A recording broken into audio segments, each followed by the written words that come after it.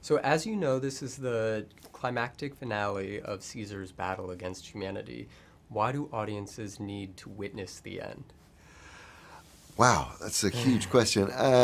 Well, they need, Caesar really at the end of this movie becomes a character who becomes a legend. He becomes a myth. He becomes the way forward, and a character that the apes were able to believe in. And he's a good example of a leader who was able to be empathetic, who created a society with strong laws, strong beliefs.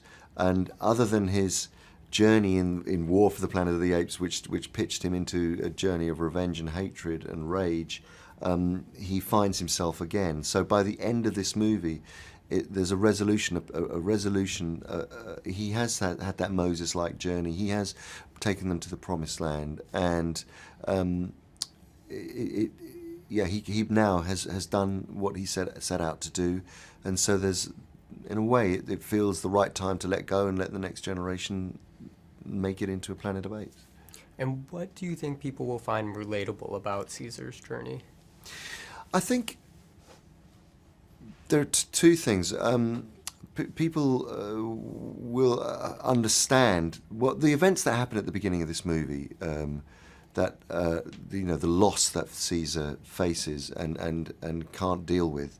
I think people will understand, and they're put into a position where they are asked the moral question: how would I deal with this situation if this happened to my family, to my people, to my tribe? Would I be full of all-out rage and hatred? Will I be able to deal with it? Would I be able to forgive and move on? And that is one of the biggest questions and themes of this movie. It's about empathy. Ultimately, this film is about the planet that we live on now. It resonates with the planet that we live on now. How empathetic can we be in a world that's becoming increasingly more fundamentalist? And what do the apes reflect back to us about our own humanity as they face the dilemmas of war and search for a new home?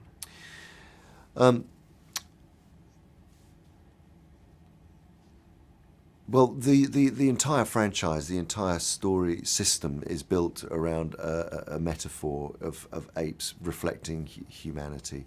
It's so much easier in a way to be able to see ourselves by abstracting ourselves and being able to to see a society which is very similar to our own reflect ourselves. So that's why they've endured. That's why these films have endured. That's why they continue to be really powerful. Why they can still be social commentary. Why they still can be this brilliant combination of being entertainment, but at the same time be moving, powerfully engaging, and comment on the planet. Perfect. And can you tell us anything about what audiences can expect to see and feel in this climactic chapter? Well, the great thing is it's an epic film, and it exists on so many different levels as a metaphor, but also as it exists as a piece of entertainment.